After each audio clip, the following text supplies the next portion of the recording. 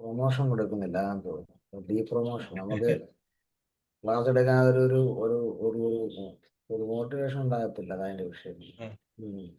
ആ. ഞാന് എല്ലാരും അറിയിച്ചായിരുന്നു. ഇനി ഒന്നുകൂടെ ഒന്ന് മിസ് കോൾ അടിക്കുമ്പോഴത്തേക്കിന് എല്ലാരും കയറും.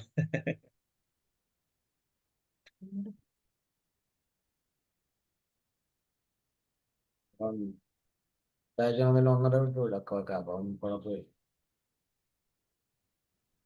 അവ ഒരു സാറൂടെ വന്നിട്ടുണ്ടെന്ന് ആശുപാസ് പറഞ്ഞു. അപ്പൊ അങ്ങനെയാണ് എനിക്ക് എല്ലാ ബുധനാഴ്ചയും കയറുന്നുണ്ട്.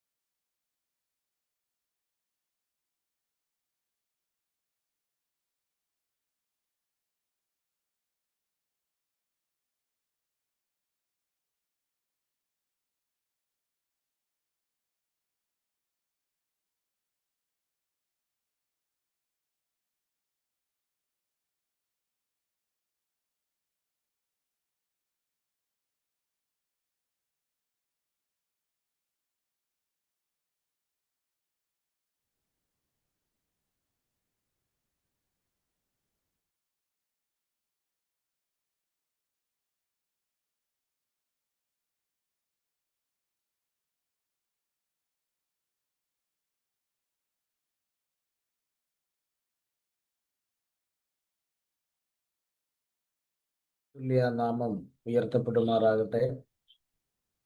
അനുഗ്രഹീതമായ നല്ല രാത്രിക്കായി കർത്താവിനെ മഹത്വപ്പെടുത്തുന്നു. വെളിപ്പാട് പുസ്തകത്തിന്റെ പഠനവുമായി ബന്ധപ്പെട്ട് നമുക്ക് ഈ ബുധനാഴ്ചയും കൂടി വരുവാൻ സർവകൃപാലുവായ ദൈവം നൽകുന്ന വിലയേറിയ അവസരത്തെ ഓർത്ത് ദൈവത്തിന് സ്തോത്രം ചെയ്യുകയാണ്. ഇന്ന് ക്ലാസ്സിൽ കൂടി വന്നിരിക്കുന്ന എല്ലാ പ്രിയപ്പെട്ടവർക്കും കർത്താവായ യേശു ക്രിസ്തുവിന്റെ വന്യപരിശുദ്ധ നാമത്തിലുള്ള ക്രിസ്തീയ വന്ദനങ്ങൾ അറിയിക്കുന്നു.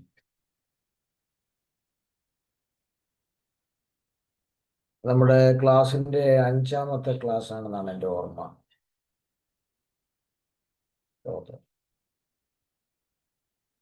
റെക്കോർഡിംഗ് ഉണ്ടായിരിക്കണ്ടേ? കാരണം വേറെ പലർക്കും ഇത് പ്രയോജനപ്പെടുന്നുണ്ട്. അപ്പൊ അവര് ആവശ്യപ്പെടും. ഇങ്ങനെയൊക്കെ എന്നോട് ചിലർ ആവശ്യപ്പെട്ടു. അതും ഐഡന്റിറ്റി പുറത്തുവിടാൻ പറ്റാത്ത അത്രയും പ്രോട്ടോകോൾ ഇരിക്കുന്ന ചില ആളുകളാണ് ഇത് ചോദിച്ചത്. സ്തോത്രം. നമ്മള് ചിന്തിച്ചുകൊണ്ടിരുന്നത് വെളിപ്പാട് പുസ്തകം 1-ാം അധ്യായത്തിന്റെ 4 മുതൽ 8 വരെയുള്ള വാക്യങ്ങളെ അടിസ്ഥാനമാക്കിയുള്ള 4 പ്രഖ്യാപനങ്ങളാണ് നമ്മൾ ചിന്തിച്ചുകൊണ്ടിരുന്നത്. കൺവെൻഷനൊക്കെ പ്രസംഗിക്കുന്നവർക്കും വളരെ ചിട്ടയായി പ്രസംഗിക്കപ്പെടുന്ന വിഷയമാണ്. ഈ പ്രസംഗങ്ങൾ പലത് കേൾക്കുന്നുണ്ടെങ്കിലും ഈ മനസ്സിലിരിക്കുന്ന പ്രസംഗങ്ങൾ വളരെ കുറവാണ്. അതിന്റെ കാരണം അതിനകത്തൊരു ചിട്ട ഉണ്ടാകത്തില്ല. ഒന്ന്. 2, പോയിന്റ് ഉണ്ടാകത്തില്ല. പഴയ ഒരു നാടൻ ഭാഷയിൽ പറഞ്ഞാലേ വെടി വെച്ചിട്ടുണ്ട് പന്നി വന്ന് കൊണ്ടുപോകും എന്ന് പറഞ്ഞല്ല പല പ്രസംഗങ്ങളും. എന്ന് പറഞ്ഞാൽ വാക്യം വായിക്കുന്നൊക്കെ ഉള്ളൂ, എതുവഴിയൊക്കെ പോകുന്നു, വാക്യത്തിലോട്ട് വരുന്നുമില്ല അവസാനം. അത് എൻ്റെ ഓർമ്മയിൽ അങ്ങനെ മനസ്സിൽ തങ്ങി നിൽക്കുന്ന വളരെ അപൂർവ ആളുകളുടെ പ്രസംഗങ്ങൾ. നമുക്ക് ഏത് വഴി വേണമെങ്കിലും പോകാം ഒരു വിഷയം തെളിയിക്കാൻ തിരുവഴുത്തിലൂടെ. പക്ഷെ അവസാനം ആ വാക്യത്തിലേക്ക് വരണം. എന്നാലേ നമുക്ക് ആ വാക്യത്തോടുള്ള നീതി പുലർത്തി എന്ന് പറയാൻ പറ്റും. അതുപോലെ നമുക്ക് ഈ ഭാഗത്തുനിന്ന് വെളിപ്പാട് പുസ്തകം 1-ാം അധ്യായത്തിന്റെ 4 മുതൽ 8 വരെയുള്ള വാക്യങ്ങളിൽ നിന്ന് നമ്മൾ 4 പ്രഖ്യാപനങ്ങളാണ് പ്രധാനമായും ഫോക്കസ് ചെയ്യുന്നത്. അതിൽ നമ്മൾ കഴിഞ്ഞ ക്ലാസ്സിൽ 2 പ്രഖ്യാപനങ്ങൾ നമ്മൾ കംപ്ലീറ്റ് ചെയ്തു പോയി. എന്തൊക്കെയായിരുന്നു? ഒന്ന്, നിങ്ങൾക്ക് കൃപയും സമാധാനവും ഉണ്ടാകട്ടെ. ഇത് ആസിയയിലെ 7 സഭകളോടാണ് പറയുന്നതെന്ന് ഞാൻ ഓർമ്മപ്പെടുത്തുകയുണ്ടായി. നമ്മൾ അവിടുന്ന് വളരെ വിശദമായിട്ട് എന്താണ് കൃപയെന്നും കൃപയുടെ സോഴ്സ് എവിടുന്നാണ്, ഇതൊക്കെ നമ്മൾ കഴിഞ്ഞ ക്ലാസ്സിൽ നന്നായി ചിന്തിച്ചതാണ്. രണ്ടാമത് നമ്മൾ ഒരു പ്രഖ്യാപനം കൂടെ കഴിഞ്ഞ ക്ലാസ്സിൽ ചിന്തിച്ചു.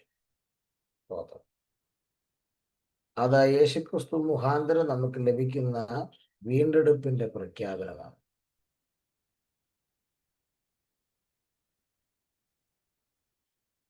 ഞാൻ ഒരു ചോദ്യം ചോദിക്കാൻ അവിടെ മൂന്നാമത്തെ പ്രഖ്യാപനത്തിലോട്ട് കയറാനുണ്ട്. യേശുക്രിസ്തു നമ്മെ വീണ്ടെടുത്തത് അവന്റെ രക്തം കൊണ്ടും ക്രൂശുമരണം കൊണ്ടുമാണ്. അല്ലെങ്കിൽ ഒറ്റ വാക്കി പറഞ്ഞാൽ അവന്റെ രക്തത്താലാണ്. ആട്ടെ, എന്തിനകത്തും കർത്താവ് നമ്മളെ വീണ്ടെടുത്തത്? വലിച്ചു നീട്ടുള്ള മറുപടി കേൾക്കണ്ട. ബ്രദറൊക്കെ സ്ഥിരം പ്രസംഗം കേൾക്കുന്ന പാർട്ടികളാണ്. എന്തിനകത്തുനിന്നാ വീണ്ടെടുത്തത്? പാപത്തിന്. അതിപ്പോ ഏത് പിള്ളേരോട് ചോദിച്ചാലും പറയും. നിത്യമരണത്തിൽ കാരണം നിന്ന്.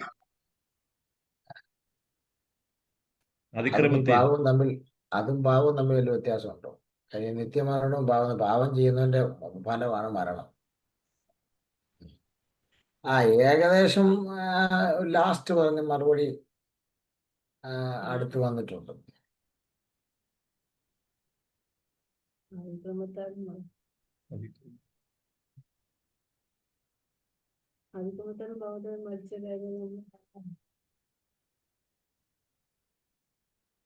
നമുക്കതിനെ ഒറ്റ വാക്കിൽ പറഞ്ഞാല്, ഒന്ന് നമ്മുടെ അകൃത്യം, രണ്ട് നമ്മുടെ അതിക്രമം.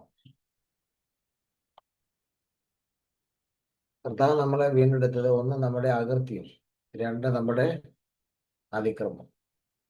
അകൃത്യം എന്ന് പറഞ്ഞാൽ എന്താണ്? അകൃത്യം എന്ന് പറഞ്ഞാൽ അത് പാപമാണ്. എന്താ തെളിവ്? അതിനെ നമുക്ക് വേറൊരു പേര് വിളിക്കാം, ജന്മപാപം. 51 സങ്കീർത്തനം വളരെ കൃത്യമായിട്ടുണ്ട്. പാപത്തിൽ എൻ്റെ അമ്മ എന്നെ അകൃത്യത്തിൽ രൂപായി. അപ്പം ഒരാൾ ഭൂമിയിലേക്ക് ജനിക്കുന്നത്, ആദാമ്യ വർഗത്തിന്റെ പ്രതിനിധിയായ ഭൂമിയിലേക്ക് ജനിക്കുന്നത് എങ്ങനെയാണ്? അകൃത്യത്തിലൂടെയാണ് ജനിക്കുന്നത്. അപ്പോൾ അത് അകൃത്യം ജന്മപാപം എന്നാണ് അതിനെ വിളിക്കുന്നത്. എന്നാൽ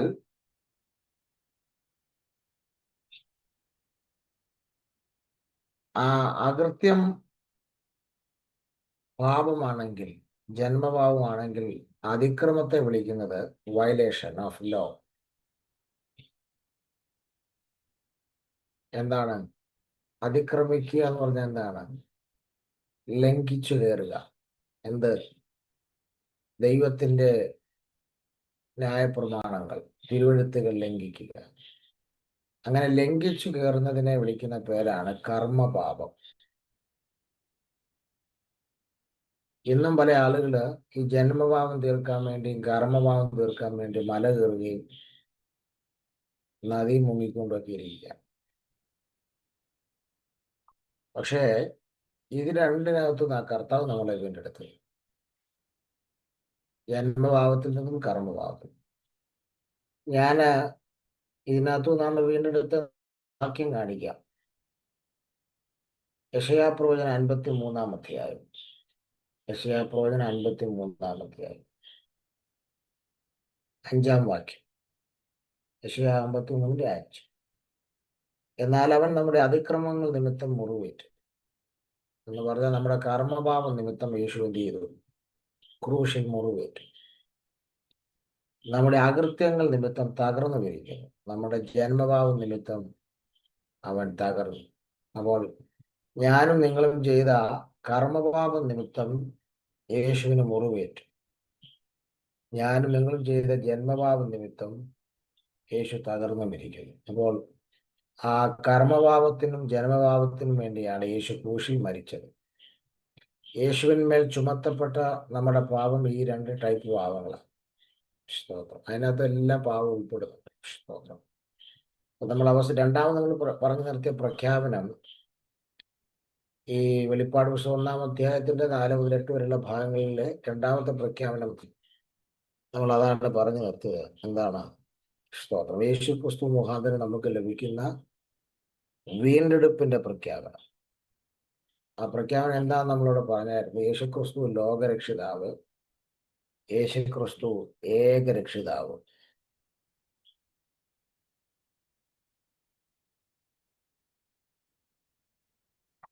ഇന്ന് നമ്മൾ 3-ാമത്തെ പ്രഖ്യാപനത്തിലേക്കും 4-ാമത്തെ പ്രഖ്യാപനത്തിലേക്കും കയറുകയാണ്.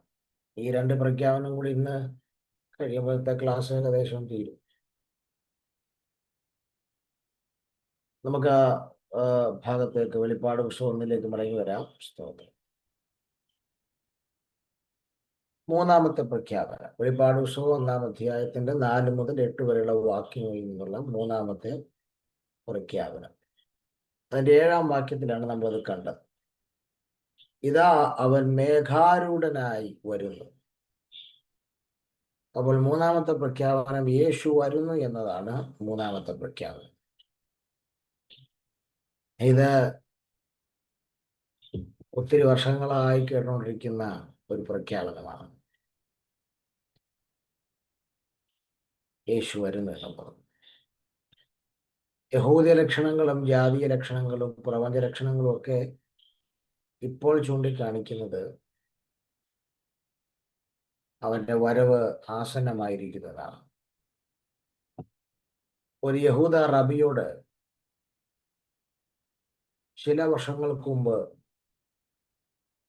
അവരുടെ ആലയം പണിയെക്കുറിച്ച് ചോദിച്ചപ്പോൾ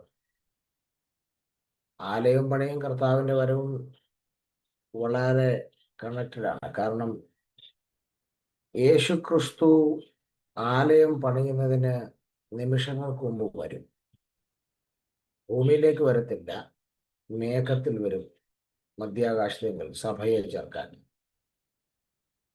അപ്പോൾ യഹൂദന്റെ ആലയം പണിയെക്കുറിച്ച് ഇങ്ങനെ ചോദിച്ചപ്പോൾ അവർ പറഞ്ഞു, ഞങ്ങൾ ആലയം പണിയാൻ റെഡിയാണ്, ചില മണിക്കൂറുകൊണ്ട് ഞങ്ങൾ പണം തീർക്കും, അല്ലെങ്കിൽ ചില വിരലെണ്ണാവുന്ന ദിവസങ്ങൾ കൊണ്ട് പണം തീർക്കും. പക്ഷെ ഒരു പ്രോബ്ലം, ആലയത്തിനകത്ത് ഉപയോഗിക്കാൻ, ആലയം ഫങ്ഷൻ ആക്കാൻ വേണ്ടി അവർക്ക് 100ഓളം ഇൻസ്ട്രുമെന്റ്സുകൾ വേണമെന്നാണ് പറഞ്ഞത്.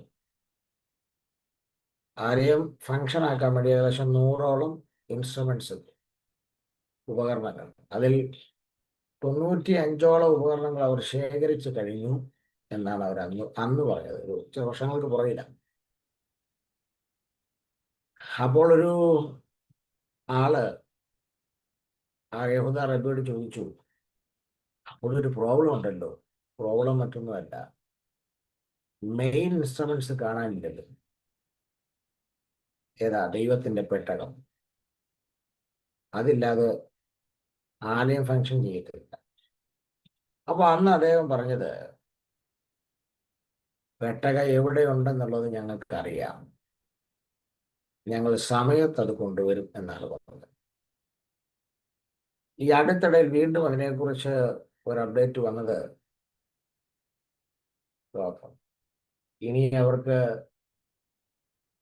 പെട്ടകം മാത്രം കൊണ്ടുവന്നാൽ മതി, ബാക്കി എല്ലാ ഇൻസ്ട്രുമെന്റ്സുകളും ഏകദേശം പൂർത്തിയായി എന്നുള്ളതാണ്. ഇത്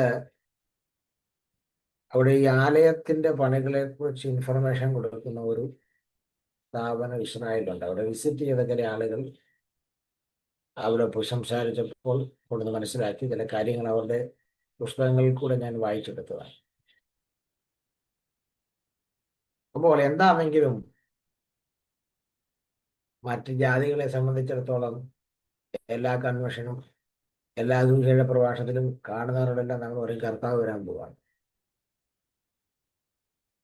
അവർ ഇതുവരെ വന്നില്ലെന്ന് ചോദിക്കും. ഇത്രയും വർഷമായിട്ട് നിങ്ങൾ പറയാൻ തുടങ്ങിയിട്ട് ഇനിയിപ്പോൾ അധികം കാലം പറയേണ്ടി വരിക എന്നുള്ള കാര്യത്തിൽ തർക്കമൊന്നുമില്ല. ഈ ദിവസങ്ങളിൽ നടക്കുന്ന, ലോകത്ത് നടക്കുന്ന ചില സംഭവങ്ങളെ തിരുവെഴുത്ത് പഠിക്കുന്ന ഒരു പ്രവചന പഠിതാവെന്ന നിലയിൽ നിങ്ങൾക്ക് വീക്ഷിച്ചാൽ തന്നെ ഏകദേശം കാര്യങ്ങൾ ആ ഒരു മേഖലയിലേക്ക് നീങ്ങിക്കൊണ്ടിരിക്കുന്നു എന്നുള്ളതിന് വളരെ തെളിവാണ്. ഇപ്പോൾ അമേരിക്കയുടെ ചില നീക്കങ്ങളും, അമേരിക്ക ഇസ്രായേലുമായി വളരെ അടുപ്പത്തിലായിരുന്ന അമേരിക്കയെക്കുറിച്ച് ഇന്നലെ ടി വിയിൽ വന്ന വാർത്ത, അവർ അമേരിക്ക ഇസ്രായേൽ ഒഴിച്ച് ബാക്കി എല്ലാ രാജ്യങ്ങളെയും ഉൾപ്പെടുത്തുകയും അവരുമായി ചർച്ച നടത്തി ഇസ്രായേലിനെ തഴഞ്ഞു എന്നൊരു വാർത്ത ഞാൻ കേൾക്കുകയുണ്ടായി.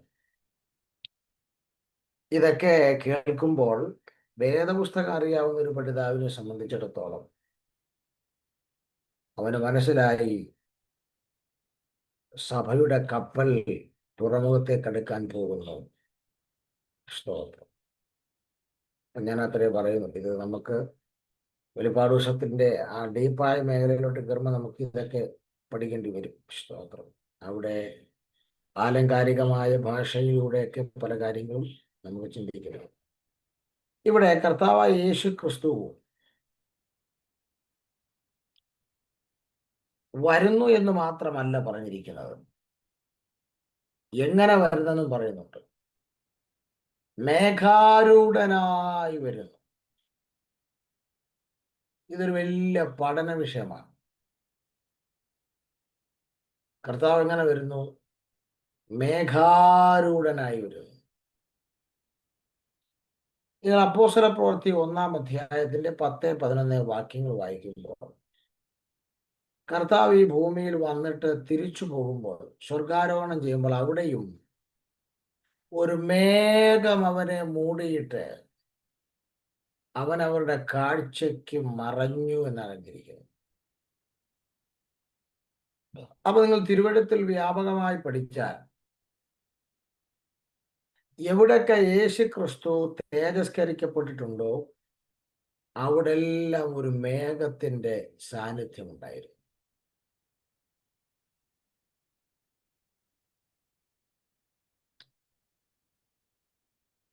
എവിടെല്ലാം യേശു ക്രിസ്തു തേജസ്കരിക്കപ്പെട്ടിട്ടുണ്ടോ അവിടെ എല്ലാം ഒരു മേഘത്തിന്റെ സാന്നിധ്യം ഉണ്ടായിരുന്നു. ഇനി അതിന് വീണ്ടും നമുക്ക് ചില ഭാഗങ്ങൾ കൂടെ പരിശോധിക്കാം. യേശു ക്രിസ്തു മാത്രമല്ല, പിതാവായ ദൈവം പ്രത്യക്ഷപ്പെട്ടിടത്തും മേഘത്തിന്റെ സാന്നിധ്യം ഉണ്ടായിരുന്നു. പുറപ്പാട് പുസ്തകം 19-ാം അധ്യായത്തിന്റെ 9-ാം വാക്യത്തിലും 16-ാം വാക്യത്തിലും ഈ വിഷയത്തെക്കുറിച്ച് രേഖപ്പെടുത്തുന്നുണ്ട്. പുറപ്പാട് പുസ്തകം 19-ാം അധ്യായം 9-ാമത്തെ വാക്യം. അവിടെ എഴുതിയിരിക്കുന്നത്, ഞാനിതാ മേഘതമസിൽ നിന്റെ അടുക്കൽ വരുന്നു എന്നാണ്. സീനായി പർവ്വതത്തിൽ ദൈവം ഇറങ്ങിയപ്പോൾ മേഘത്തിന്റെ അകമ്പടിയോടുകൂടാണ് ഇറങ്ങിയത്. 16-ാം വാക്യത്തിൽ എഴുതിയിരിക്കുന്നു,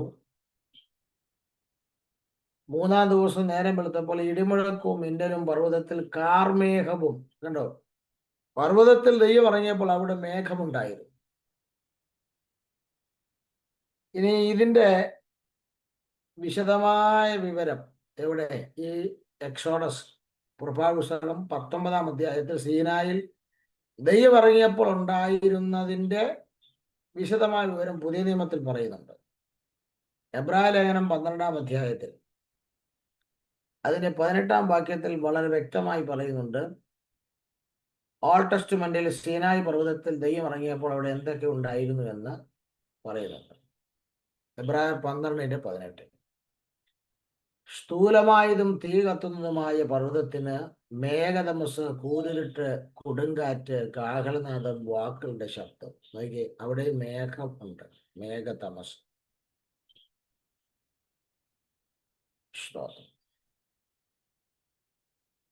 അപ്പോൾ സീനായി പർവ്വതത്തിൽ ദൈവം പ്രത്യക്ഷനാകുന്ന സമയം മുതൽ മേഘമുണ്ട്. അത് മാത്രമല്ല, ഇവിടെ പറയുന്ന അനുസരിച്ച് മേഘം മാത്രമല്ല, കൂരിരുട്ടുണ്ടായിരുന്നു. കൂരിരുട്ടും ദൈവം തമ്മിൽ വല്ല ബന്ധമുണ്ടോ? കാരണം ദൈവം വെളിച്ചവും ഇത് കൂരിരുട്ടുമാ. എന്താണ് ഇത് തമ്മിൽ ബന്ധം? ദൈവവും ഇരുട്ടും തമ്മിൽ എന്താണ് ബന്ധം? ദൈവം വെളിച്ചമാണ്, അവനിൽ ഒട്ടും ഇരുട്ടില്ലെന്ന് തിരുവെഴുത്ത് പറയുന്നുണ്ട്. പക്ഷെ ദൈവം എവിടെയൊക്കെ ഇറങ്ങി വന്നു അവിടെയൊക്കെ കൂരിരുട്ടുണ്ടായി, അവിടെയൊക്കെ മേഘമുണ്ടായി.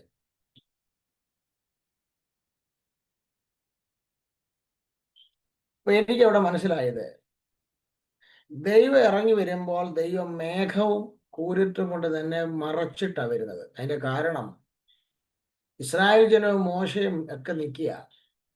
താൻ ഇറങ്ങി വരുന്നത് തൻ്റെ തനി പ്രസൻസ് ആരെങ്കിലും കണ്ടാൽ അവൻ ജീവിച്ചിരിക്കത്തില്ല. അവൻ ആ നിമിഷം ഷോക്കടിച്ച് കത്തിപ്പോകുന്നതിലായിപ്പോകും. അതുകൊണ്ട് തൻ്റെ സാന്നിധ്യ നിമിത്തം ആർക്കും ദോഷമുണ്ടാകാതിരിക്കാൻ ദൈവം കൂരിരുട്ട് കൊണ്ടും മേഘം കൊണ്ടും തന്നെ മറച്ചിട്ടാണ് ജനത്തിന്റെ നടുവിൽ ഇറങ്ങി വന്നത്. എന്നിട്ട് പോലും ഇവിടെ നിൽക്കാൻ പറ്റിയില്ലായിരുന്നു. ഇടിയും മുടക്കവും ഒക്കെ ആയിരുന്നു. അതുകൊണ്ടാണ് ദൈവം പറഞ്ഞത്, ആരും പർവ്വതത്തോട് എന്ത് ചെയ്യരുത്, അടുക്കരുത്. ഒരു മൃഗമെങ്കിലും പർവ്വതത്തോടടുത്ത് അവനെ കല്ലെറിയണം. അപ്പൊ എന്നാ പ്രസൻസ് ആണ് നിങ്ങൾ ഓർത്തു പോയി. കൂരിരുട്ട് കൊണ്ടും മേഘം കൊണ്ടും മറച്ചിട്ട് ദൈവം ഇറങ്ങിയിട്ട് പോലും ആ പഞ്ചായത്തിൽ ചേർട്ടിൽ ആർക്ക് നിൽക്കാൻ പറ്റും. അപ്പൊ ദൈവത്തിന്റെ ആ തനി പവറിൽ വല്ലതും ഇറങ്ങിയാൽ എല്ലാം കത്തിപ്പോയി. അതുകൊണ്ട് ആർക്കും ദോഷം ഉണ്ടാകാതിരിക്കാൻ ദൈവം മേഘം കൊണ്ട് തന്നെ മറച്ചിട്ടാണ്.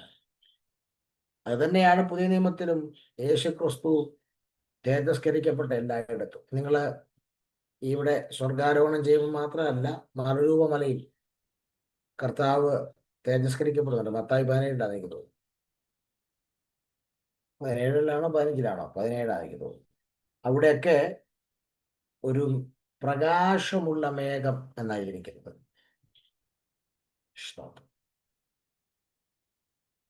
അപ്പോൾ കർത്താവ് വളരെ വ്യക്തമായിട്ട് നമുക്ക് മനസ്സിലാക്കാം. ഇനി അത് മാത്രമല്ല, ഇനി വേറെ ചില ഉദാഹരണങ്ങൾ കൂടെ പറയാം. ദൈവാലയത്തിൽ അതിപരിശുദ്ധ സ്ഥലത്ത് അല്ലെങ്കിൽ അതിവിശുദ്ധ സ്ഥലത്ത് മഹാപുരോഹിതൻ ശുശ്രൂഷയ്ക്ക് ചെല്ലുന്നതിന് മുൻപ് ധൂപപീഠത്തിൽ നിന്നിങ്ങനെ പുക പൊങ്ങും. എന്തിനാണെന്നറിയോ? പുക വെച്ച് മറയ്ക്കുക. മഹാപുരോഹിതൻ ജീവനോടെ പോരണ്ടേ? സ്തോത്രം. നിങ്ങള് യെശയ്യാപ്രവചനം 6-ാം അധ്യായത്തിന്റെ 4-ാം വാക്യത്തിൽ അവിടെയും ഈ പുക കൊണ്ട് നിറഞ്ഞിരുന്നു എന്നൊരു സ്റ്റേറ്റ്മെന്റ് എഴുതിയിട്ടുണ്ട്. ഏതാ? നമുക്കറിയാമല്ലോ, 6-ാം അധ്യായം. ഊസിയാവ് മരിച്ച ആണ്ടിൽ ഉയർന്നും പൊങ്ങിയുമുള്ള സിംഹാസനത്തിൽ അവിടെ യെശയ്യാവ് കാണുകയാണ്, ആലയം മുഴുവൻ പുക കൊണ്ട് നിറച്ചു. എന്ന് പറഞ്ഞാൽ ദൈവത്തിന്റെ പ്രസൻസ് ഇറങ്ങി വരുമ്പോൾ പുക കൊണ്ട് മറച്ചുകൊണ്ടാണ് വരുന്നത്.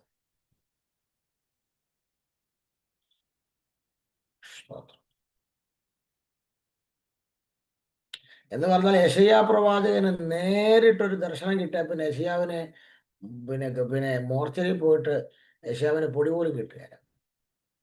അതുകൊണ്ട് ദൈവം എന്ത് ചെയ്യുക? പുക കൊണ്ട് ഇങ്ങനെ മറച്ചിട്ടാണ് ഇറങ്ങി വരുന്നത്. എന്ന് പറഞ്ഞാൽ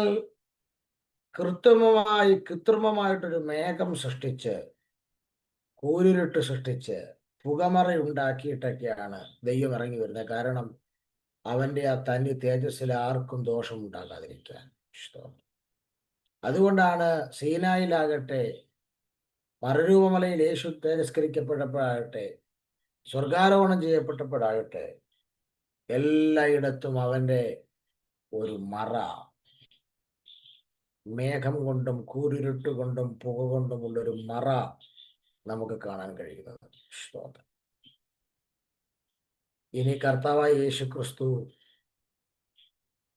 സഭയെ ചേർക്കാൻ വരുന്നതും മേഘത്തിലാണ്. നമുക്ക് 1 തെസ്സലോനിക്ക ലേഖനം 4-ാം അധ്യായം 16-ാം വാക്യം നമുക്ക് വായിക്കേണ്ട കാര്യമില്ല, കാണാപ്പണം അറിയാമല്ലോ. കർത്താവ് താൻ ഗംഭീരനാദത്തോടും പ്രധാന ദൂതന്റെ ശബ്ദത്തോടും ദൈവത്തിന്റെ കാഹളത്തോടും കൂടെ ഇറങ്ങി വരികയാണ്. സ്തോത്രം. ഇറങ്ങി വരുമ്പോ ആ ഇറങ്ങി വരവിനെ കുറിച്ച് പരാമർശിച്ചിരിക്കുന്ന ഭാഗത്ത് വളരെ വ്യക്തമായി 4-ാം അധ്യായത്തിന്റെ 16-ാം വാക്യത്തിൽ രേഖപ്പെടുത്തിയിട്ടുണ്ട്. സ്തോത്രം. കർത്താവ് വരുന്നത് എങ്ങനെയാണ്? മേഘങ്ങളിലാണ് വരുന്നത്. 17-ാം വാക്യത്തിൽ പറയുന്നുണ്ട്, മുൻപേ മരിച്ച വിശുദ്ധന്മാർ, പിന്നെ ജീവനോടെ ശേഷിക്കുന്ന നാം ഓരോരുത്തരും അവനെ എതിരേൽക്കുവാൻ മേഘങ്ങളിൽ എടുക്കപ്പെടുകയാണ്. സ്തോത്രം.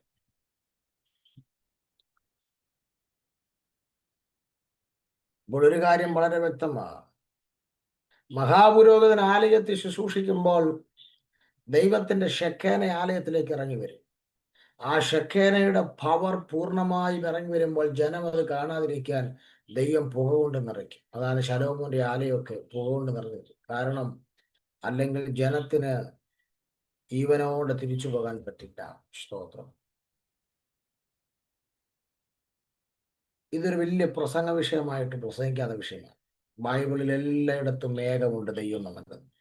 കാരണം ഇപ്പൊ ഞാൻ കഴിഞ്ഞ ദിവസം ഇത് വായിച്ച് ചിന്തിച്ചു. നമ്മുടെ ചർച്ചിനകത്ത് സാന്നിധ്യം ഉണ്ടെന്നൊക്കെ പറഞ്ഞ് എന്തോ സാന്നിധ്യം എനിക്ക് മനസ്സിലാകാണ്ട് ചിന്തിച്ച. കാരണം പകുതി നമ്മൾ ഉണ്ടാക്കി തന്ന സാന്നിധ്യം. മൈക്കും ഓർഗണും ഇൻസ്ട്രുമെന്റ്സും കൊയറും ഇല്ലെങ്കിൽ നമ്മുടെ ഒന്നുമില്ല, ചീറ്റിപ്പോ. ഈയിടെ ഒരു വലിയ കൺവെൻഷൻ പ്രസംഗിച്ചുകൊണ്ടിരിക്കുമ്പോൾ കറണ്ട് പോയി, ചീറ്റിപ്പോയി, ഒന്നും ചെയ്യാൻ പോയാൽ. അപ്പൊ എനിക്ക് മനസ്സിലായി ഇതെല്ലാം ഈ സൗണ്ടല്ല പരിപാടി. അതുകൊണ്ടാണ് ഈ ഫീഡ്ബാക്ക് കിട്ടിയില്ലെങ്കിൽ വെപ്രാളപ്പെടാൻ കണ്ടിട്ടില്ലേ പാസ്റ്റർമാർ പ്രസംഗിക്കുന്നേക്ക്. അപ്പൊ ഒരു കാര്യം വളരെ വ്യക്തമാണ്. നമ്മൾ ഉണ്ടാക്കുന്ന അന്തരീക്ഷവും പരിശുദ്ധാത്മാവിന്റെ അന്തരീക്ഷവും രണ്ടും രണ്ടാണ്. അതിന് പരിശുദ്ധാത്മാവിന് നമ്മൾ ഒരു അന്തരീക്ഷം ഉണ്ടാക്കി കൊടുക്കണ്ട. അവനൊരു ഡേറ്റിൽ ഒരാളെ വിടുവിക്കാൻ പ്ലാൻ ചെയ്തിട്ടുണ്ടെങ്കിൽ അവൻ വിടുവിച്ചിരിക്കും, ആര് ദോത്രം പറഞ്ഞാലും ഇല്ലേലും. കാരണം അവൻ അന്തരീക്ഷങ്ങളുടെ അടിസ്ഥാനത്തിൽ പ്രവർത്തിക്കുന്ന ദൈവമല്ല. അവൻ ഓൾമൈറ്റിയായ ദൈവമാണ്. അവൻ സർവശക്തനായ ദൈവമാണ്. സ്തോത്രം. അപ്പോൾ ഞാനിപ്പം ഇത് മനസ്സിലാക്കിയതിന് ശേഷം ഞാൻ എപ്പോഴും ദൈവത്തോട് പ്രാർത്ഥിക്കും. ഈ മേഘം കൊണ്ട് മറച്ചിട്ടുള്ള സാന്നിധ്യമേ ഞങ്ങൾ അനുഭവിച്ചിട്ടുള്ളൂ. ഇടയ്ക്കൊക്കെ ആ മേഘം ഒന്ന് അല്പം നീക്കിയിട്ടുള്ള പവർ കൂടെ നൽകണം. സ്തോത്രം. ഞാൻ കഴിഞ്ഞ വ്യാഴവും വെള്ളിയും ശനിയും ഞായറും ട്രിവാൻഡ്രത്തായിരുന്നു. ഈ ഞായറാഴ്ചത്തെ എൻ്റെ മീറ്റിങ്ങിൻ്റെ മെസ്സേജിൻ്റെ ഇതൊക്കെ എൻ്റെ യൂട്യൂബ് ചാനലിൽ കിടപ്പുണ്ട്. അവിടെ ഇറങ്ങി വന്ന പവറിൻ്റെ എൻ്റെ 28 വർഷത്തെ പ്രസംഗ ജീവിതത്തിൽ ഞാൻ അത്രയും സാന്നിധ്യം അനുഭവിച്ചിട്ടില്ല. അവിടുത്തെ പാസ്റ്റർ പറയാണ്, പുള്ളി ഒരു പ്രവാചകനാണ് അവിടുത്തെ പാസ്റ്റർ. അപ്പം 21 days ഫാസ്റ്റിംഗ് ആണ് ഈ അടുത്ത കാലത്ത് അവിടെ. ആ 21 പോലും സംഭവിക്കാത്ത എന്ന് പറഞ്ഞാൽ ശുശ്രൂഷിക്കാൻ പറ്റുന്നില്ല, മുന്നോട്ട് പോകാൻ പറ്റില്ല. അപ്പൊ ഞാനിപ്പോൾ പ്രാർത്ഥിക്കുന്നത് എപ്പോഴും അതാണ്. എനിക്ക് ആവശ്യം മറച്ചിട്ട്, ദൈവം നമ്മുടെ ഗുണത്തിന് വേണ്ടിയാണ് ചെയ്യുന്നത്, നമുക്കൊന്നും പറ്റാതിരിക്കാനാണ്. പക്ഷെ ആ മറച്ചു വെച്ചിട്ട് വരുന്നതിൻ്റെ ഒരംശമൊക്കെയാണ് നമ്മൾ ചർച്ച വല്ലപ്പോഴും സാന്നിധ്യമൊക്കെ ആയിട്ട് നമുക്ക് ഫീൽ ചെയ്യുന്നത്. അപ്പൊ ചെറുതായിട്ടൊക്കെ ആ മറയൊന്ന് മാറ്റിയിട്ടൊക്കെ വന്നാൽ ഒരു പാട്ടും പാടണ്ട, സൗഖ്യമാകാത്ത രോഗങ്ങളൊന്നും കാണുകയല്ല, പൊട്ടുമാകാറാത്ത ഒരു ബന്ധനവും കാണുകയല്ല, അഴിയാത്തൊരു ആഭിചാരവും കാണുകയല്ല. സ്തോത്രം. അപ്പോൾ ദൈവത്തിന് അവന്റെ സ്തോത്രം ആ മേഘത്തിൽ അവൻ വരികയാണ്. സ്തോത്രം. ഇനി കർത്താവായ യേശു ക്രിസ്തു വരാൻ പോകുന്നത് മേഘത്തിലാണ് ഞാൻ പറയുന്നത്. സ്തോത്രം. യേശു ക്രിസ്തു വരുമ്പോൾ 3 കാര്യങ്ങൾ നടക്കും. അതവിടെ എഴുതിയിട്ടുണ്ട്. ഒന്നാമത്തെ കാര്യം, ഏതു കണ്ണും അവനെ കാണും. 7-ാം വാക്യത്തിൽ എഴുതിയിട്ടുണ്ട്, ഏതു കണ്ണും അവനെ കാണും. രണ്ടാമത്തെ കാര്യം, കുത്തി തുളച്ചവരവനെ കാണും. മൂന്നാമത്തെ കാര്യം, ഭൂമിയിലെ സകല ഗോത്രങ്ങളും അവനെ ചൊല്ലി വിലപിക്കും.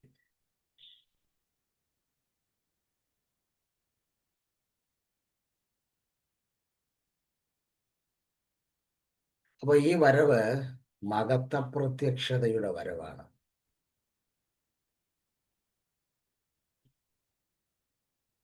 വെളിപ്പാട് പുസ്തകം 1:7 പറയുന്ന ഈ വരവ് മഹത്വ പ്രത്യക്ഷതയുടെ വരവാണ്. 3 കാര്യങ്ങളാണ് ആ മഹത്വ പ്രത്യക്ഷതയുടെ വരവിൽ സംഭവിക്കുന്നത്. ഒന്ന്, ഏത് കണ്ണും അവനെ കാണും. 2, അവനെ കുത്തി തുളച്ചവര് അവനെ കാണും. 3, ഭൂമിയിലെ സകല ഗോത്രങ്ങളും അവനെ ചൊല്ലി വിലപിക്കും.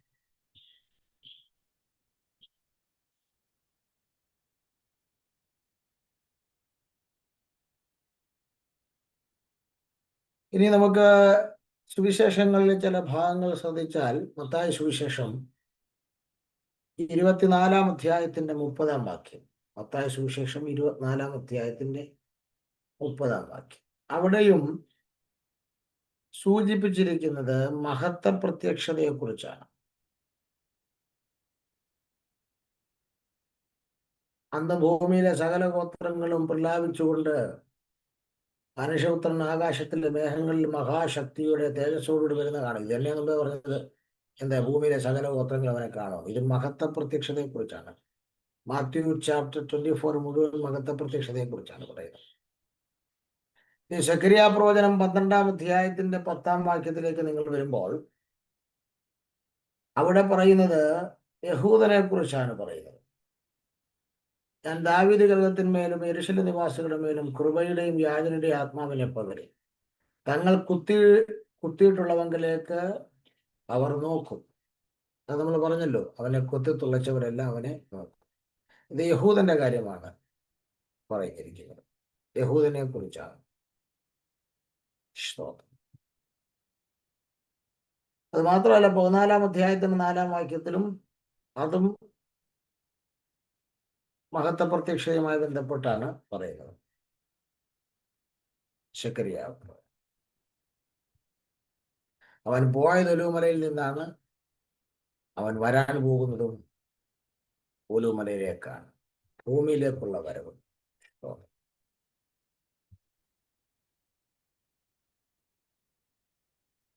കൂടാതെ യോഹന്നാന്റെ സുവിശേഷം 19-ാം അധ്യായം 37-ാം വാക്യം നിങ്ങൾ വായിച്ചാൽ, യോഹന്നാന്റെ സുവിശേഷം 19-ാം അധ്യായത്തിന്റെ 37-ാം വാക്യം വായിച്ചാൽ അവിടെ എഴുതിയിട്ടുണ്ട്, അവർ കുത്തിയമങ്കലേക്ക് നോക്കും എന്നും മറ്റൊരു തിരുവെഴുത്തും പറയുന്നു.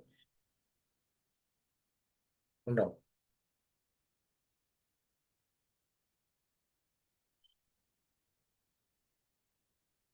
അവർ കുത്തിയമങ്കലേക്ക് നോക്കും. എന്താ, കർത്താവായ യേശു ക്രിസ്തുവിനെ ക്രൂശിച്ചു, എന്നിട്ട് കർത്താവ് മരിച്ചോ എന്നുള്ള പരിശോധന നടക്കുകയാണ് അവിടെ. കർത്താവ് മരിച്ചോ എന്നുള്ള പരിശോധന നടക്കുകയാണ് അവിടെ. ഇടത്തും വലത്തും കിടക്കുന്ന 2 തസ്കരന്മാരുണ്ടായിരുന്നു, 2 കള്ളന്മാർ. അവരുടെ കാല് തല്ലി ഒടിച്ചു. യേശുവിന്റെ കാല് തല്ലി ഒടിക്കാൻ വന്നപ്പോൾ അവർക്ക് മനസ്സിലായി യേശു മരിച്ചെന്ന്. അപ്പോൾ ഒരു പ്രവചനം നടന്നു. അവന്റെ അസ്ഥികളിലൊന്നും ഒടിയത്തില്ലെന്ന് അവനെക്കുറിച്ചൊരു പ്രവചനം ഉണ്ടായിരുന്നു, തിരുവെഴുത്തുണ്ടായിരുന്നു. അങ്ങനെയാണ് ഞാൻ ചോദിക്കട്ടെ, യേശു മരിച്ചെന്ന് അവർക്ക് ഉറപ്പായല്ലോ. അങ്ങനെ ഉറപ്പായെങ്കിൽ പിന്നെ എന്തിനാണ് ഇവര് കുന്തം വെച്ച് കുത്തി നോക്കിയത്?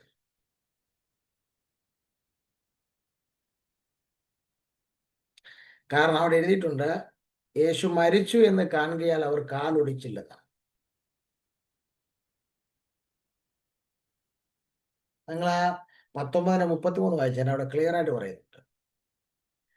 അവർ യേശുവിന്റെ അടുക്കൽ വന്നു, അവൻ മരിച്ചുപോയി എന്ന് കാണുകയാൽ അവന്റെ കാലൊടിച്ചില്ല. അപ്പൊ ഉറപ്പായിട്ടു. പക്ഷെ അടുത്ത പദം ശ്രദ്ധിക്കണം, 34. എങ്കിലും, ആ പദത്തിന് ഭയങ്കര വെയിറ്റ് ഉണ്ട്. എങ്കിലും ഇങ്ങനെ കാലൊടിക്കാഞ്ഞത് തന്നെ മരിച്ചെന്ന് കൺഫേം ആയതുകൊണ്ടാണ്. അങ്ങനെയാണെങ്കിൽ പിന്നെ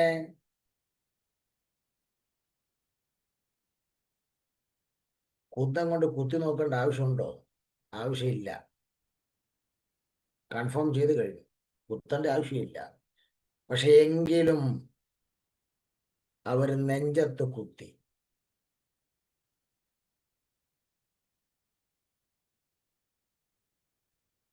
മരണം ഒന്നുകൂടെ ഉറപ്പിക്കാൻ അവർ നെഞ്ചത്ത് കുത്തി, വിലാപ്പുറത്ത് കുത്തി. ഉടനെ വെള്ളവും രക്തവും പുറപ്പെട്ടു.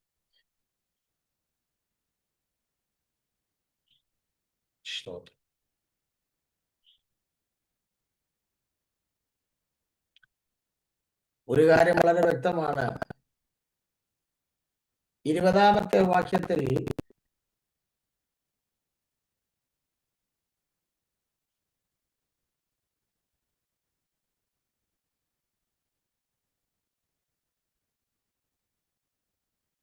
ഈ മൂന്നാമത്തെ പറയുന്നത് പ്രകാരം വില്ലാപ്പുറത്ത് കുത്തേണ്ട കാര്യമൊന്നും ഉണ്ടായിട്ടല്ല.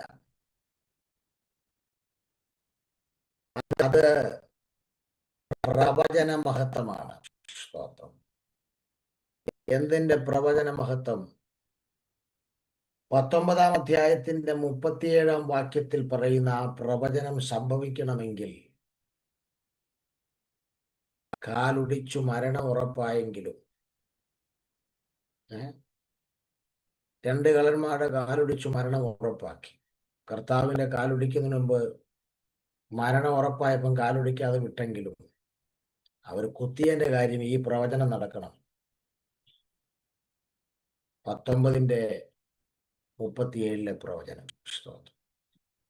ചില സംഭവങ്ങളൊക്കെ നിന്നെക്കുറിച്ച് പ്രവചനമായി കിടപ്പുണ്ടെങ്കിൽ അത് നിവർത്തിക്കപ്പെടുവാൻ ദൈവം ഏതറ്റം വരെയും പോകും.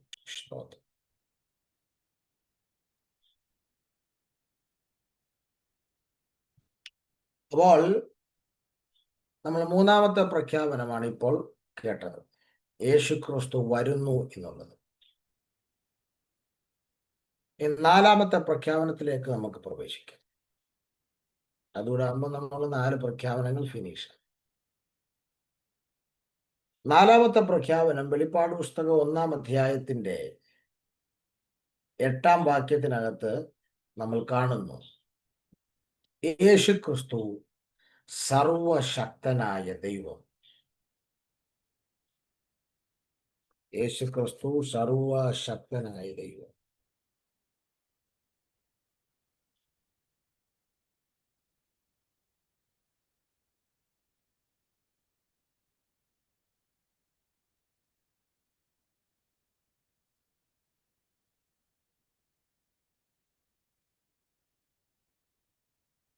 ഇവിടെ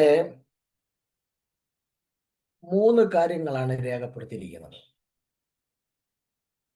ഒന്ന്, ഞാൻ ആൽഫയും ഒമേഗയും എന്നുള്ള വെളിപ്പാട് ദൈവം ആവർത്തിക്കുകയാണ്. ആൽഫയും ഒമേഗയും എന്നുള്ള വെളിപ്പാട് ആവർത്തിക്കുന്നു.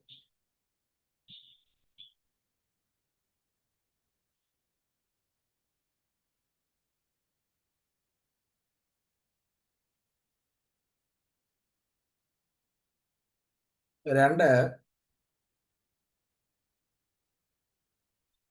ഇരിക്കുന്നവനും ഇരുന്നവനും വരുന്നവനും എന്നുള്ളൊരു പ്രയോഗമാണ്. ഇരിക്കുന്നവനും ഇരുന്നവനും വരുന്നവനും, ഇരിക്കുന്നവനും ഇരുന്നവനും വരുന്നവനും എന്നുള്ള പ്രയോഗം. മൂന്നാമത്തെ പ്രയോഗമാണ് സർവശക്തിയുള്ള ദൈവം.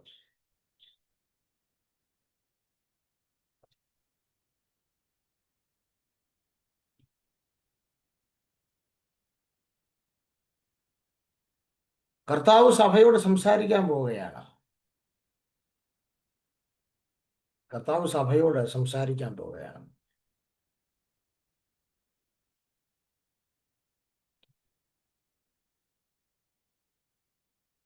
കർത്താവ് സഭയോട് സംസാരിക്കാൻ പോകുമ്പം സംസാരിക്കാൻ പോകുന്ന ദൈവം ആരാണ്? അതാണ് ഒന്നാമത് പറയുന്നത്. ആൽഫയും ഒമേഗയുമാണ്. ഗ്രീക്കിലെ അക്ഷരമാലയിലെ ആദ്യത്തെ അക്ഷരമാണ് ആൽഫ എന്നുള്ളത്. ഒടുവിലത്തെ അക്ഷരമാണ് ഒമേഗ എന്നുള്ളത്. എന്ന് പറഞ്ഞാൽ അക്ഷരമാലയിലെ ആദ്യത്തേതും അവസാനത്തേതുമായ അക്ഷരമാണ് ഇവിടെ ഉദ്ധരിച്ചിരിക്കുന്നത്. യേശുക്രിസ്തു വചനമാണ്. വചനമായ യേശുക്രിസ്തുവിന് വചനത്തിലെ ഗ്രീക്ക് ഭാഷയിലെ ആദ്യത്തെ അക്ഷരമാണ് ആൽഫ, ഒടുവിലത്തെ അക്ഷരമാണ് ഒമേഗ. അപ്പോൾ ആ വചനമായ യേശുക്രിസ്തു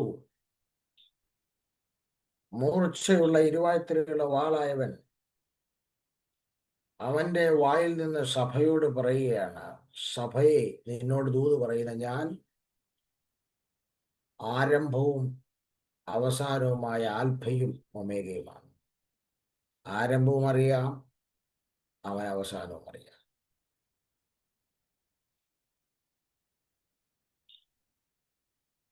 രണ്ടാമതും പറയുന്നത് ഇരിക്കുന്നവൻ, ഇരുന്നവനും വരുന്നവനുമായവൻ. മൂന്നാമത് പറയുന്ന അവൻ സർവ ശക്തിയുള്ള ദൈവം.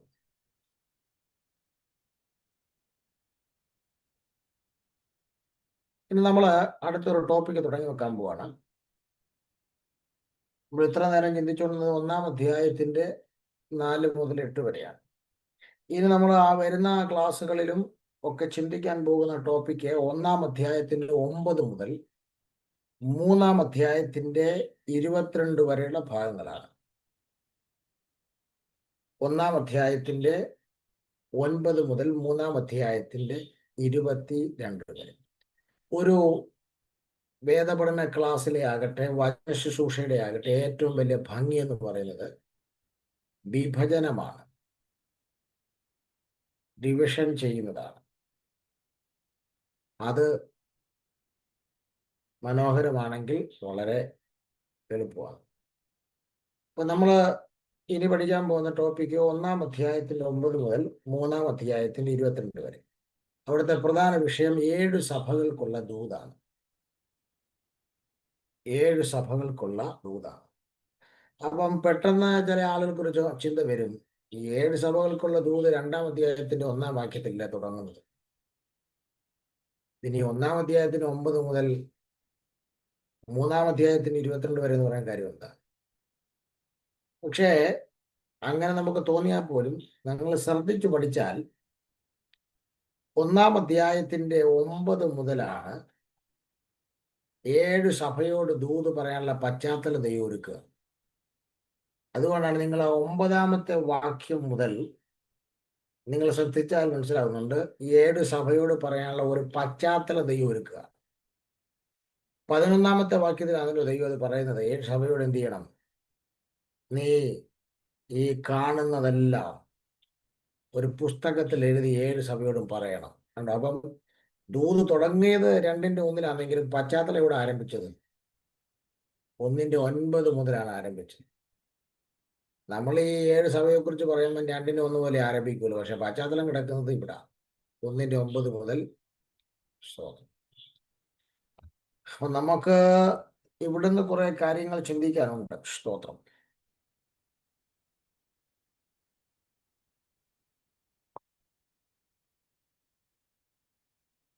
ഒരു കാര്യം വളരെ വ്യക്തമാണ്, ഈ യോഹന്നാന് ദൈവം ഈ ദൂത് 7 സഭയോട് പറയിക്കാൻ വേണ്ടി ദൈവം യോഹന്നാനെ എവിടെ കൊണ്ടുവന്നു? പത്മോസിൽ കൊണ്ടുവന്നു. അതാ 9-ാം വാക്യത്തിൽ യോഹന്നാൻ പറയുന്നുണ്ട്, ഞാൻ പത്മോസ് എന്ന ദ്വീപിലായിരുന്നു. പത്മോസിനെ കുറിച്ച് നമുക്കറിയാം. സ്തോത്രം. എഫസോസിൽ നിന്ന് 40 മൈൽ ദൂരത്തുള്ളൊരു ദ്വീപായിരുന്നു പത്മോസ്.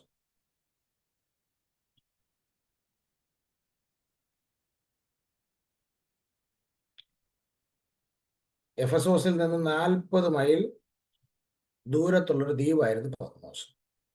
10 മൈൽ നീളവും 6 മൈൽ വീതിയുമുള്ളൊരു ഭൂപ്രദേശമായിരുന്നു.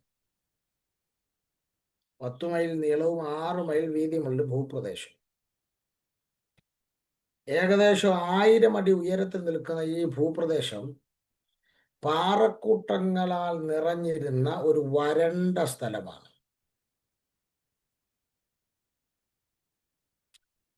ഇവിടെ നിരവധി ആളുകൾ നാട് കടത്തപ്പെട്ടിട്ടുള്ള സ്ഥലമാണ്.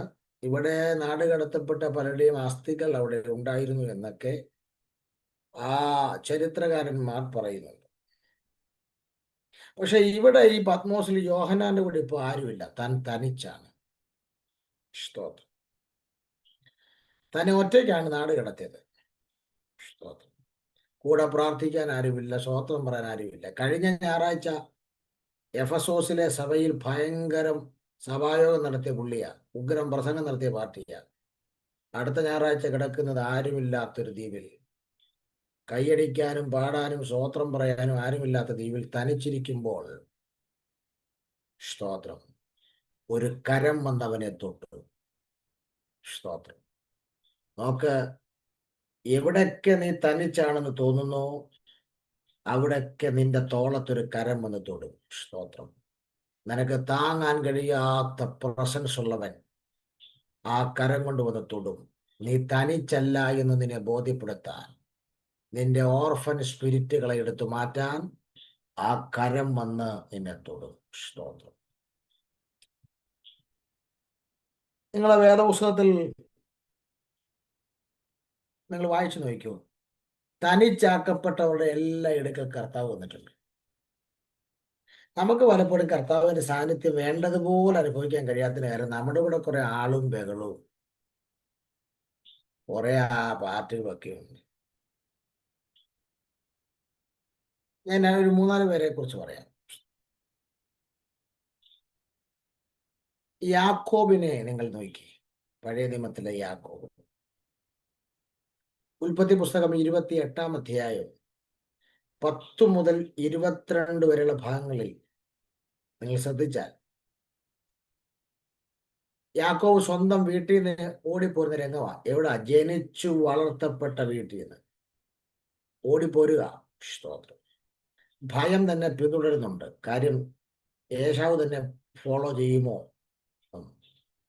ഇപ്പൊ താൻ വന്നു നിൽക്കുന്ന സ്ഥലം, അമ്മയെ വിട്ടു, അപ്പനെ വിട്ടു. അപ്പനും അമ്മയൊക്കെ ഇല്ലാതെ ആദ്യത്തെ യാത്രയായിരിക്കാം. പക്ഷേ ആരും തൻ്റെ കൂടെ ഇല്ല ഇപ്പോൾ. സ്തോത്രം.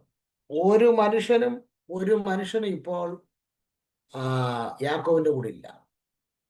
പക്ഷെ ഒരു കാര്യം എനിക്ക് മനസ്സിലായി. അവിടെ ഒരു പദവി ചെയ്തിട്ടുണ്ട്, സൂര്യൻ അസ്തമിച്ചു.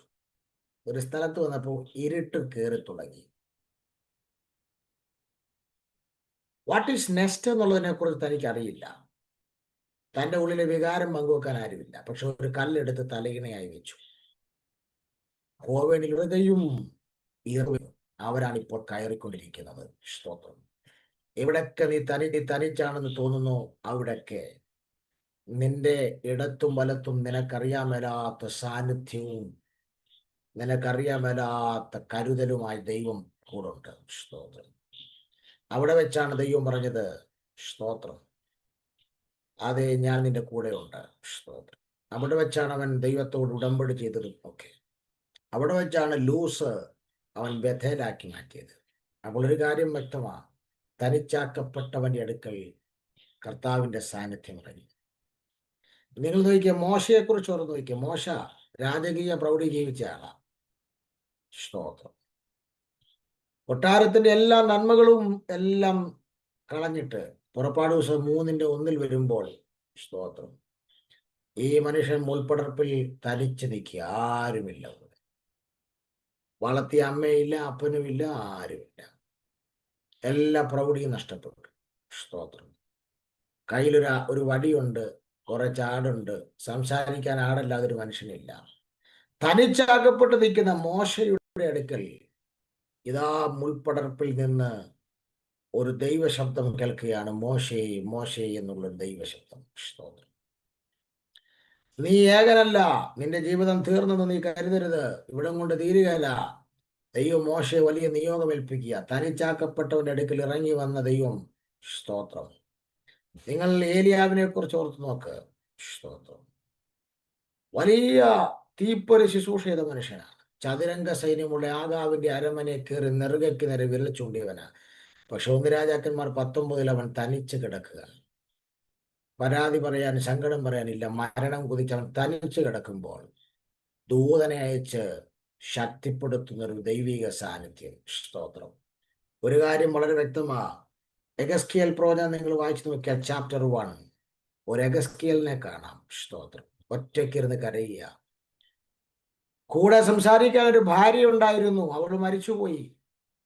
ഇപ്പോൾ ഭാര്യയുമില്ല, താൻ ഒറ്റയ്ക്കാണ്, തനിച്ചാക്കപ്പെട്ടു. പിതാക്കന്മാർ ചെയ്ത അകൃത്യ നിമിത്തം ചെറുപ്പത്തിലെ പ്രവാസത്തിൽ പോരേണ്ടി വന്നു. എന്ത് ചെയ്യണമെന്ന് അറിയത്തില്ല. തനിച്ചാക്കപ്പെട്ട എഗസ്കിയേലിന്റെ അടുക്കൽ വന്ന് ദൈവം ദർശനങ്ങളെ കാണിക്കാൻ ഇടപെടുകയാണ്. സ്തോത്രം. നിങ്ങൾ ദാനിയേൽ പ്രവചനം 7-ാം അധ്യായത്തിന്റെ 9-ാം വാക്യത്തിലേക്കൊക്കെ വരുമ്പോൾ, സ്തോത്രം, ദാനിയേലിന്റെ അടുക്കൽ, സ്തോത്രം, ദൈവ സാന്നിധ്യം ഇറങ്ങി വരുന്നൊരു ഭാഗം അവിടെ രേഖപ്പെടുത്തിയിട്ടുണ്ട്. സ്തോത്രം. ആ ഭാഗം വളരെ ഗൗരവമുള്ള ഭാഗമാണ്. സ്തോത്രം. 7-ാം അധ്യായത്തിന്റെ 9-ാമത്തെ വാക്യത്തിലാണെന്നാണ് എൻ്റെ ഓർമ്മ. സ്തോത്രം. വയോധികനായൊരു മനുഷ്യൻ ഇറങ്ങി വരികയാ. വയോധികനായൊരു മനുഷ്യൻ, സിംഹാസനസ്ഥനായ ഒരു മനുഷ്യൻ. അവൻ ദാനിയേലിന് തന്നെ തന്നെ വെളിപ്പെടുത്തുകയാ. സ്തോത്രം. എപ്പോഴാണെന്നറിയാമോ? താൻ ഒറ്റപ്പെട്ടിരുന്ന് ഞങ്ങൾക്കിത് വന്നത് എന്തേ എന്ന് ദൈവത്തോട് ചോദിക്കുമ്പോൾ തനിച്ചിരുന്നവനെ തൻ്റെ സാന്നിധ്യം കൊണ്ട് ശക്തിപ്പെടുത്തുന്ന ദൈവം. യാക്കോബും മോശയും ഏലിയാവും യഗസ്കേലും ദാനിയേലും പോലെ ഇവിടെ ഇതാ ഒറ്റപ്പെട്ട യോഹന്നാൻ ഇരുന്ന പത്മോസിൽ അവൻ്റെ തനിച്ചാക്കപ്പെടൽ മാറാൻ, ഓർഫനുകൾ സ്പിരിറ്റുകൾ മാറാൻ, അനാഥത്വങ്ങൾ മാറാൻ കർത്താവ് പത്മോസിൽ ഇറങ്ങി വരികയാണ്. സ്തോത്രം. ഇന്ന് രാത്രിയിലും ആ കർത്താവിൻ്റെ സാന്നിധ്യം നമ്മുടെ നടുവിൽ. കർത്താവിന് നമ്മളെ പലപ്പോഴും അവൈലബിൾ ആയി കിട്ടുന്നില്ല. നീ തനിച്ചാക്കപ്പെട്ടാലേ കർത്താവിന് നിന്നോട് സംസാരിക്കാൻ പറ്റൂ. ഞാൻ അവളെ വശീകരിച്ചു മരുഭൂമിയിലേക്ക് കൊണ്ടുപോയി. അവളോട് ഹൃദ്യമായി സംസാരിക്കും. ദൈവത്തിന് ചിലരെ ഹൃദ്യമായി സംസാരിക്കാൻ തനിച്ചു വേണം. സ്തോത്രം. യാബോക്കിന്റെ കടവിന്റെ തീരത്ത് യാക്കോബ് തനിയെ ശേഷിച്ചപ്പോഴാണ് ദൈവം അവനോട് ഇടപെട്ടതും അനുഗ്രഹിച്ചതുമെങ്കിൽ നമുക്കും ഈ ദിവസങ്ങളിൽ പ്രാർത്ഥനയിൽ തനിച്ചിരിക്കാം. സ്തോത്രം. ദൈവമായിട്ടുള്ള കോൺവെർസേഷനുകളിൽ തനിച്ചാകാം. എവിടെയെങ്കിലുമൊക്കെ ആരെങ്കിലും നിങ്ങളെ തനിച്ചാക്കിയെങ്കിൽ, ആരെങ്കിലും നിങ്ങൾ ഒറ്റപ്പെടുത്തുന്നെങ്കിൽ അത് ദൈവത്താലാണ് സംഭവിക്കുന്നത്. കാരണം നിങ്ങൾക്ക് കൂട്ടത്തിൽ പലരും ഉള്ളപ്പോൾ കിട്ടാത്ത എന്തോ ഒരു സെക്കൻഡ് ടച്ച് നിങ്ങൾക്ക് ലഭിക്കാൻ പോകുന്നു. ദൈവം അതിനുള്ള പശ്ചാത്തലം ഒരുക്കുകയാണ്. സ്തോത്രം. നമുക്ക് ഇന്നത്തെ ക്ലാസ് ഇവിടെ നിർത്താം. ദൈവം അനുവദിച്ചാൽ അടുത്ത ക്ലാസ്സിൽ നമ്മൾ ആരംഭിക്കാൻ പോകുന്നത്, സ്തോത്രം, 7 സഭകളോടുള്ള ദൂതാണ്. അതിൽ പ്രധാനമായും നമ്മൾ അടുത്ത ക്ലാസ്സിൽ തുടങ്ങുന്നത് വെളിപ്പാട് പുസ്തകം 1-ാം അധ്യായത്തിന്റെ 10-ാം വാക്യത്തിനെ അടിസ്ഥാനപ്പെടുത്തി കർത്തൃദിവസം എന്നുള്ള വിഷയമാണ് നമ്മൾ ചിന്തിക്കാൻ പോകുന്നത്. അത് പ്രധാനമായും ചിന്തിക്കും. പിന്നീട് നമ്മൾ റിവേഴ്സിൽ 9-ാം വാക്യത്തിൽ നിന്ന് കുറച്ച് കാര്യങ്ങൾ കൂടെ ചിന്തിക്കാനുണ്ട്. സ്തോത്രം. നമുക്ക് അടുത്ത ക്ലാസ്സിൽ അതിനാരെയും സഹായിക്കട്ടെ. ഇന്ന് തലകൾ വണക്കാം, കണ്ണുകൾ അടയ്ക്കാം, പ്രാർത്ഥിക്കാം. പ്രിയ പിതാവേ, നസറേയനായ യേശുവിൻ നാമത്തിൽ വെളിപ്പാട് പുസ്തകത്തിന്റെ പഠനത്തോടുള്ള ബന്ധത്തിൽ വെറുതെ ഞങ്ങൾക്കൊരു പ്രവചന പുസ്തകം പഠിക്കുക എന്നുള്ളതിനപ്പുറം ചില ദൂതുകൾ കൂടെ കർത്താവ് ഇതിനകത്തൊന്ന് ചിന്തിപ്പാൻ, ഞങ്ങളുടെ ഹൃദയത്തെ സ്പർശിപ്പാൻ, ചിലതൊക്കെ ഞങ്ങൾക്കും ഒരു മുഖാന്തരമാക്കി തീർക്കുവാൻ ദൈവത്തിന് പ്രസാദം തോന്നിനായി സ്തോത്രം. ഞാൻ പ്രിയപ്പെട്ടവരെല്ലാം ബ്ലസ് ചെയ്ത് പ്രാർത്ഥിക്കും. തിരുനാമഹത്വം എടുക്കും, പ്രാർത്ഥന കേൾക്കണം. അത്ഭുതം ചെയ്താട്ട് യേശു ക്രിസ്തുവിൻ തന്നെയുള്ള നാമത്തിൽ തന്നെ ആമേൻ. കർത്താവിൻ്റെ സഹായിക്കട്ടെ. ഗോഡ്